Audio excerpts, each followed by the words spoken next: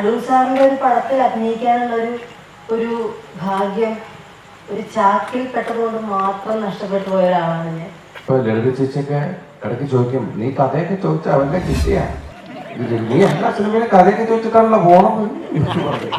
എന്നെ ഒരു ഫിലിം ഇൻഡസ്ട്രിക്ക് ഉള്ളിലുള്ള ആളായിട്ട് കൂട്ടാമോ അതിൻ്റെ പുറത്തുള്ള ആളാണ് കൂട്ടാമോ എന്ന് അറിഞ്ഞുകൂടാ. കാരണം അടൂർ സാറിനെ കുറിച്ച് ഞാൻ എന്തെങ്കിലും പറഞ്ഞാൽ അത് അവിവേകമാകും എന്ന് എനിക്ക് ഉറപ്പുണ്ട്. പക്ഷേ അന്ന് അതെനിക്കൊരു സങ്കടമായിട്ടുണ്ടായിരുന്നു. എന്റെ കുട്ടി മനസ്സിലത് ഒരു വലിയ സങ്കടമായിട്ട് മാറി എനിക്ക്. എന്റെ പ്രാർത്ഥന സാർ ഇനി എപ്പോ സിനിമ എടുത്താലും എന്നെയും കൂട്ടണം. പിന്നെ മനസ്സുകൊണ്ട് അടൂർ സാറിനെ ഗുരുവായി കണക്കാക്കുന്ന ഒരാളാണ് ഞാൻ. അതിൽ ഒരു ചാക്ക് തുറന്നപ്പോ തന്നെ ഞങ്ങൾക്ക് വേണ്ടത് കിട്ടിക്കഴിഞ്ഞു. സാർ മറ്റേ ചാക്ക ഞാനുണ്ടായിരുന്നു.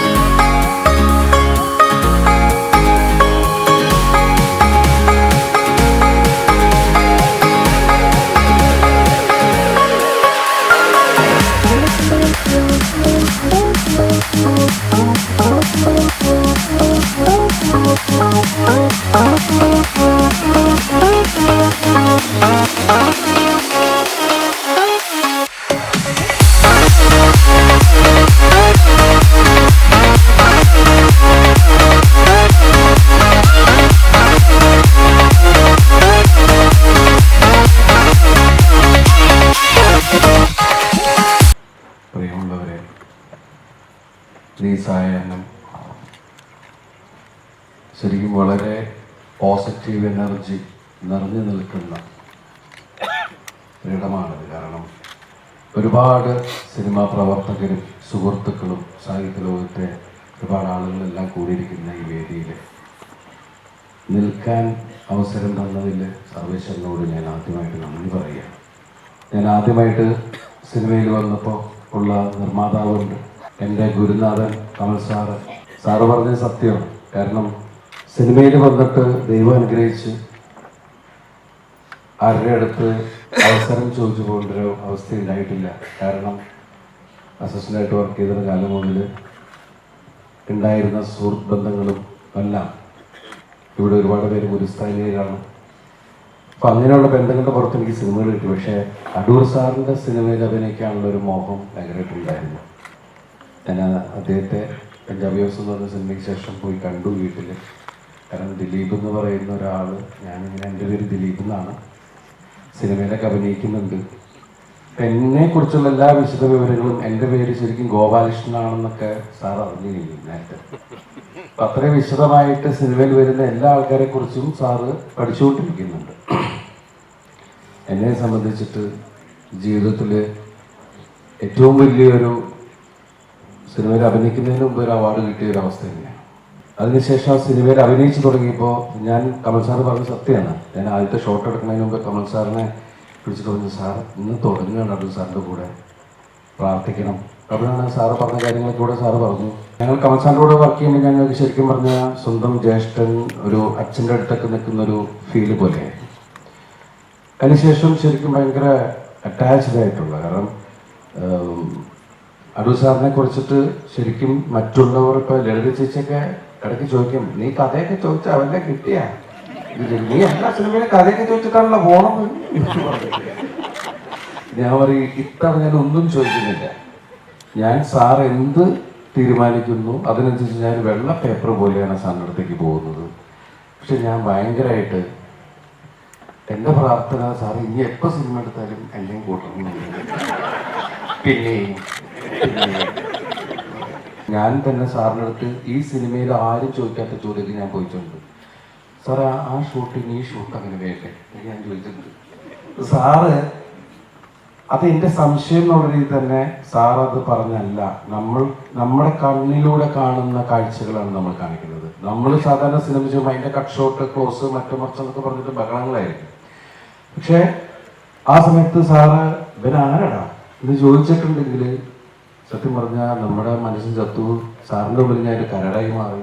പക്ഷേ ഒരു കൊച്ചുകുട്ടിയോടുള്ള പോലെ തന്നെയാണ് സാർ ഇത് പറഞ്ഞു തന്നതും. എനിക്ക് എന്ത് തമാശ പറയാനും എന്തും പറയാനുള്ളൊരു സ്വാതന്ത്ര്യം തന്നതിന് സാറിനോട് ഞാൻ ഒരുപാട് നന്ദി പറയണം. കാരണം അത്രയും കംഫർട്ടായിരുന്നു ഞാൻ.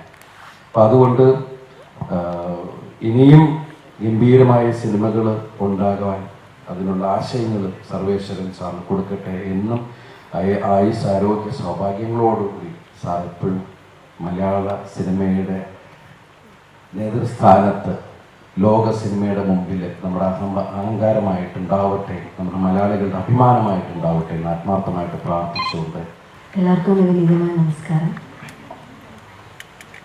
പിന്നെയും ഒരു ചിങ്ങമാസം പിറന്നതിൻ്റെ, പിന്നെയും ഒരു ഓണക്കാലം എത്തിയതിൻ്റെ, പിന്നെയും അടൂർ സാറിൻ്റെ ഒരു പടത്തിൽ അഭിനയിക്കാൻ സാധിച്ചതിൻ്റെ, പിന്നെയും പ്രേക്ഷകരുടെ മുന്നിലെത്താൻ സാധിച്ചതിൻ്റെ, ജീവിതത്തിൽ 50-ാം വർഷം തികയുന്നു. അദ്ദേഹത്തിൻ്റെ 75-ാം പിറന്നാൾ ആഘോഷിക്കുന്നു. ഇതെല്ലാം കൂടി ചേർത്തുള്ളൊരു അദ്ദേഹത്തിൻ്റെ സുഹൃത്തുക്കൾ നടത്തുന്ന ഒരു ചടങ്ങ് പങ്കെടുക്കാൻ സാധിക്കുന്നു എന്നുള്ളത് ആ സന്തോഷം ഒന്നുകൂടി ഇരട്ടിക്കുകയാണ്. അടൂർ സാറിൻ്റെ ഒരു പടത്തിൽ അഭിനയിക്കാനുള്ളൊരു ഭാഗ്യം ഒരു ചാക്കിൽ പെട്ടതുകൊണ്ട് മാത്രം നഷ്ടപ്പെട്ടു പോയ ഒരാളാണ് ഞാൻ. വർഷങ്ങൾക്ക് മുന്നേ കഥാപുരുഷൻ എന്ന് പറയുന്ന സിനിമയ്ക്ക് വേണ്ടിയിട്ട് ബാലതാരങ്ങൾ ആവശ്യമുണ്ടെന്ന് പറയുന്ന ഒരു പരസ്യത്തിൽ എൻ്റെ അച്ഛൻ ഫോട്ടോ അയച്ചു കൊടുത്തിട്ടുണ്ടായിരുന്നു. അപ്പം ഞാൻ വളരെ പ്രതീക്ഷയോടുകൂടി കാത്തിരുന്നു. അച്ഛാ മറുപടി വന്നാ ഞാൻ ചോദിക്കും. അച്ഛാ ഇല്ല മോളെ വിളിക്കും എന്ന് പറയും. പിന്നെ അച്ഛാ മറുപടി വന്നാ ഇല്ല മോളെ വിളിക്കും. കാരണം എനിക്കറിയാം അടൂർ സാറ് വലിയൊരാളാണ്. അപ്പം എനിക്ക് സ്കൂളിലൊക്കെ വലിയ അഭിമാനത്തിൽ പറയാം. പിന്നെ അതിൻ്റെ അടുത്ത ലക്കത്തുള്ളൊരു സിനിമ മാഗസീനിൽ അതിൽ തിരഞ്ഞെടുക്കപ്പെട്ട എല്ലാ കുട്ടികളുടെയും ഫോട്ടോ കണ്ടപ്പോൾ എനിക്ക് മനസ്സിലായി എന്നെ ഇനി വിളിക്കാൻ പോകുന്നില്ല എന്നുള്ളത്. അടൂർ സാറിനെ നേരിട്ട് കണ്ടപ്പോൾ ഞാൻ വളരെ കാര്യമായിട്ട് ചോദിച്ചു, സാർ എന്താ സാർ എന്നെ ഒന്ന് സെലക്ട് ചെയ്യാതിരുന്നത്? അപ്പോൾ സാർ എന്നോട് പറഞ്ഞു, അയ്യോ അത് ഞങ്ങളിങ്ങനെ പത്രത്തിൽ പരസ്യം കൊടുത്തതിൻ്റെ അടുത്ത ദിവസങ്ങളിൽ 2 ചാക്ക് നിറയാണ് ഫോട്ടോസ് വന്നത്. 2 ചാക്ക്. അതിൽ 1 ചാക്ക് തുറന്നപ്പോൾ തന്നെ ഞങ്ങൾക്ക് വേണ്ടത് കിട്ടിക്കഴിഞ്ഞു. അപ്പൊ ഞങ്ങൾ സാർ മറ്റേ ചാക്ക് ഞാനുണ്ടായിരുന്നു. അതായിരുന്നു തുടക്കം. പിന്നെ വളരെ അപ്രതീക്ഷിതമായിട്ട് 4 പെണ്ണുങ്ങളിൽ എന്നെ വിളിച്ചു.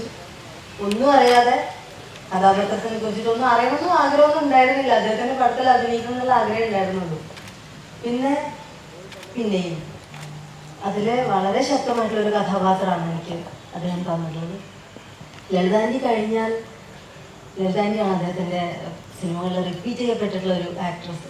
അത് കഴിഞ്ഞാൽ പിന്നെ വീണ്ടും അഭിനയിക്കാൻ സാധിച്ച ഒരാളെന്നൊരു വലിയൊരു അഭിമാനം അല്ലെങ്കിൽ ഒരു ഭാഗ്യം എനിക്കുണ്ട്. എപ്പോഴും എന്താ പറയുക, നമ്മൾ കണ്ടതും കേട്ടതും അറിഞ്ഞതും അനുഭവിച്ചതുമായിട്ടുള്ള നല്ല കാര്യങ്ങളെല്ലാം പിന്നെയും നമ്മുടെ ലൈഫിൽ വീണ്ടും നടക്കണമെന്ന് ആഗ്രഹിക്കും. അതൊരു പ്രതീക്ഷയോടെ നമ്മൾ കാത്തിരിക്കും. പിന്നെയും എന്ന വാക്കിൻ്റെ അർത്ഥവും അത് തന്നെയാണ്.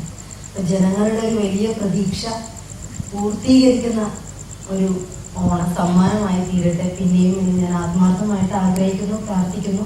അപ്പം അടൂർ സാറിന് ഇനിയും ഒരുപാട് കാലം ആരോഗ്യത്തോട് കൂടിയിട്ട് സിനിമ ചെയ്യാൻ സാധിക്കട്ടെ. ആരോഗ്യത്തോടെ ഇരിക്കാൻ സാധിക്കട്ടെ, അതാണ് ഏറ്റവും പ്രധാനം. ആരോഗ്യത്തിൽ സിനിമ ചെയ്യാം.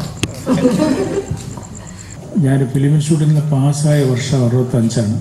അത് വെച്ച് കൂട്ടുമ്പോഴാണ് എനിക്ക് എൻ്റെ സിനിമയിലെ 50 വർഷം എന്ന് പറയുന്നത്. ശരിക്കും പറഞ്ഞാൽ ഫീച്ചർ ഫിലിം കഥാചിത്രങ്ങൾ എടുത്തു തുടങ്ങുന്നത് എല്ലാവർക്കും അറിയാവുന്ന പോലെ 72ലാണ്. അത് വെച്ച് കൂട്ടിയാൽ എന്തായാലും 50 വർഷം ആവില്ല. പക്ഷെ 50 വർഷം ഈ വക്കീലന്മാരൊക്കെ സന്നദ്ധ എടുക്കുന്നതിൻ്റെ പോലെ എനിക്ക് 1965 ജൂലൈ മാസത്തിലാണെന്ന് എൻ്റെ ഓർമ്മ. തിരുവനന്തപുരത്ത് വന്ന് ഒരു ഫിലിം മേക്കറിൻ്റെ എല്ലാ യോഗ്യതകളും നേടി, ഇത് രാജ്യത്ത് കിട്ടാവുന്ന എല്ലാ യോഗ്യതകളും പരിശീലനമൊക്കെ നേടി വന്ന വർഷങ്ങളിൽ കൂട്ടുമ്പോൾ എൻ്റെ ജീവിതം തീർച്ചയായിട്ടും 65 മുതൽ സിനിമയിൽ തന്നെയായിരുന്നു. വേറെ ഒരു തൊഴിലും ഇതിനിടെ ചെയ്തിട്ടില്ല. എന്നെ ഒരു ഫിലിം ഇൻഡസ്ട്രിക്ക് ഉള്ളിലുള്ള ആളായിട്ട് കൂട്ടാമോ അതിൻ്റെ പുറത്തുള്ള ആളാണ് കൂട്ടാമോ എന്ന് അറിഞ്ഞുകൂടാ. കാരണം ഞാനൊരു ഇൻസൈഡറും അല്ല ഔട്ട്സൈഡറും അല്ല. എനിക്കൊന്ന് ഏതോ ഒരു വേലിക്കലിരിക്കുന്ന ഒരാളാണ് ഞാൻ എന്നെനിക്ക് തോന്നിയിട്ടുണ്ട്.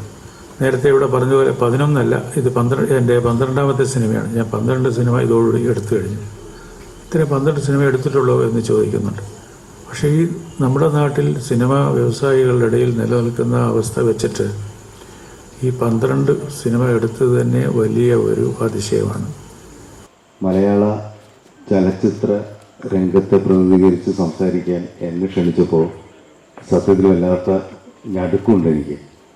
എന്നെക്കാളും എത്രയോ പ്രഗത്ഭമതികളും ഈ രംഗത്ത് വലിയ സേവനങ്ങളും എല്ലാം നടത്തിയിട്ടുള്ള ഒരുപാട് പേര് സദസ്സിലുണ്ടാകുമ്പോൾ ആ ചടങ്ങ് അല്ലെങ്കിൽ ആ ഒരു ദൗത്യം എന്നിൽ നിക്ഷിപ്തമായി എന്നുള്ളത് തീർച്ചയായും ഇപ്പോൾ ഒരു ഔദ്യോഗിക പദവി ഉള്ളത് കൊണ്ട് തന്നെയാണ് ചലച്ചിത്ര അക്കാദമി ചെയർമാൻ എന്നുള്ള രീതിയിൽ. അവിടെയും അടൂർ സാറ് എന്ന കസേരയിൽ ആദ്യത്തെ തവണ അടൂർ സാറ് ചലച്ചിത്ര അക്കാദമി ചെയർമാനായിരുന്നപ്പോൾ ഞാനതിൻ്റെ കമ്മിറ്റിയിലുണ്ടായിരുന്നു. അപ്പോൾ അക്കാദമിയുടെ ചെയർമാനായിട്ട് ആദ്യം ചെന്നിരിക്കാൻ ആ കസേരയുടെ മുമ്പിലെത്തിയപ്പോൾ ആദ്യം ഓർത്തത് സാറിനെയാണ്. കാരണം സാറിൻ്റെ കസേരയിൽ ഇരിക്കാനുള്ള യോഗ്യതയുണ്ടോ എന്നുള്ളൊരു സംശയം ആദ്യത്തെ 2-3 മിനിറ്റുകളിൽ ഉണ്ടായിരുന്നു. മനസ്സുകൊണ്ട് അടൂർ സാറിനെ ഗുരുവായി കണക്കാക്കുന്ന ഒരാളാണ് ഞാൻ. അടൂർ സാറിനെ അറിയുന്നവരാണ് ഈ സദസ്സിലുള്ള എല്ലാവരും തന്നെ. എല്ലാ രീതിയിലും അദ്ദേഹത്തിൻ്റെ പ്രവർത്തനങ്ങളിലും അദ്ദേഹത്തിൻ്റെ ചലച്ചിത്ര യാത്രയിലും കൂടെ സഞ്ചരിച്ചവരാണ് ഈ സദസ്സിലുള്ള എല്ലാവരും. അതുകൊണ്ട് അടൂർ സാറിനെ കുറിച്ച് ഞാൻ എന്തെങ്കിലും പറഞ്ഞാൽ അത് അവിവേകമാകും എന്ന് എനിക്ക് ഉറപ്പുണ്ട്. പക്ഷേ ഒരു ചലച്ചിത്ര വിദ്യാർത്ഥി എന്നുള്ള രീതിയിൽ ഇന്നും ചലച്ചിത്ര രംഗത്ത് പിച്ചവെച്ച് നടക്കുന്ന ഒരാൾ എന്നുള്ള രീതിയിൽ അടൂർ സാറ് ലോക സിനിമയിലെ എല്ലാ പിൻതലമുറക്കാർക്കും ഒരു പാഠപുസ്തകമാണ് എന്നുള്ള കാര്യത്തിൽ യാതൊരു സംശയവുമില്ല. സ്വയംവരം എന്ന അദ്ദേഹത്തിൻ്റെ ഏറ്റവും ശ്രദ്ധേയമായ ആദ്യത്തെ രചന അത് 1972 സംഭവിക്കുമ്പോൾ ശരിക്കും പറയുകയാണെങ്കിൽ മലയാളി സിനിമാ പ്രേക്ഷകർക്ക് അതൊരു വലിയ പുതുമയുള്ള കാഴ്ചയായിരുന്നു എന്ന് വേണം മനസ്സിലാക്കാൻ. ഒരുപക്ഷെ പല നവോത്ഥാന സംഭവങ്ങളും പ്രസ്ഥാനങ്ങളും ഇവിടെ ഉണ്ടായിട്ടുണ്ട്. പല രീതിയിലും പരിഷ്കരിച്ച ഒരു ജനതയായി കേരളം മാറിയിട്ടുണ്ട്. അത് രാഷ്ട്രീയമായാലും ശരി, ആത്മീയമായാലും ശരി, സാഹിത്യരംഗത്തും എല്ലായിടത്തും അത്തരം വലിയൊരു നവോത്ഥാനം ഉണ്ടായെങ്കിൽ സിനിമാ രംഗത്തെ നവോത്ഥാനത്തിൻ്റെ കുലപതി എന്ന് പറയുന്നത് അടൂർ ഗോപാലകൃഷ്ണൻ മാത്രമാണ്, തന്നെയാണ് എന്ന് നമുക്ക് ഉറപ്പിച്ചു പറയാൻ കഴിയും. നമുക്ക് ഒരു അത്ഭുതം തോന്നിയൊരു കാര്യം, അദ്ദേഹം സിനിമോമീറ്ററിൽ ഫിലിം എഡിറ്റ് ചെയ്യുന്നത് നമ്മൾ കണ്ടു. ആ ദൃശ്യം ഒരുപക്ഷെ ഒരു ഗൃഹാതുരത്വമായിട്ട് തന്നെ ഇനി നമ്മൾ ഓർക്കേണ്ടി വരും. പുതിയ തലമുറയിൽ ആർക്കും ആ ദൃശ്യം കണ്ടാൽ മനസ്സിലാവില്ല അടൂർ സാർ എന്താണ് ഈ ചെയ്യുന്നതെന്ന്. ദിലീപിനും കാവ്യയ്ക്കും ഒരുപക്ഷെ അറിയാൻ പറ്റും. പക്ഷെ പുതിയ തലമുറയിലെ ചലച്ചിത്ര സംവിധായകർക്കോ ചലച്ചിത്ര രംഗത്ത് പ്രവർത്തിക്കുന്നവർക്കോ ആർക്കും അറിയാത്ത വിധം സെല്ലുലോയിഡ് നമുക്ക് ഇല്ലാതെയായി കഴിഞ്ഞു.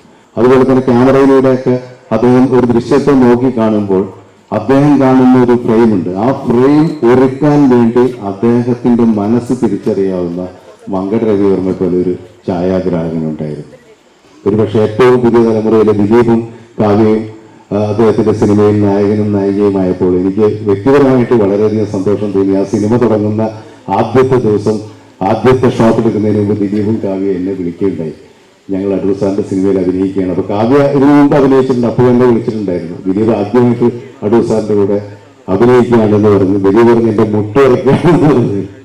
ആ രീതിയിലാണ് ദിലീപ് പറഞ്ഞത്. കാരണം ഒരു ഗുരുനാഥനോടുള്ള ഒരു ഭയഭക്തി ബഹുമാനത്തോടെ അദ്ദേഹം നിൽക്കുന്നത്. അപ്പൊ ഞാൻ അദ്ദേഹത്തോട് പറഞ്ഞത്, അടൂർ സാറ് ഒരു കൊച്ചുകുട്ടിയുടെ പോലെയാണ്. നിങ്ങൾക്ക് വിചാരിക്കുന്ന പോലെ ഒന്നും അടൂർ സാറിന്റെ മുമ്പിൽ ഭയപ്പെടേണ്ടതില്ല. അദ്ദേഹം നമ്മളിലേക്ക് ഇറങ്ങി വരും. അത് ആരായാലും ശരി നമ്മളിലേക്ക് ഇറങ്ങി വരും. ചലച്ചിത്ര രംഗത്ത് 50 വർഷം പൂർത്തിയാക്കി ഞങ്ങൾക്കൊക്കെ വലിയ ഗുരുഭൂതനായി ഇന്നും ആ ആർജവത്തോടുകൂടി നിൽക്കുന്ന അദ്ദേഹത്തിന് ഇനിയും മികച്ച സിനിമകൾ ചെയ്യാൻ കഴിയട്ടെ എന്ന് ആശംസിച്ചുകൊണ്ട് പ്രാർത്ഥിച്ചുകൊണ്ട് ആശംസിച്ചുകൊണ്ട് നിർത്തുന്നു. നന്ദി.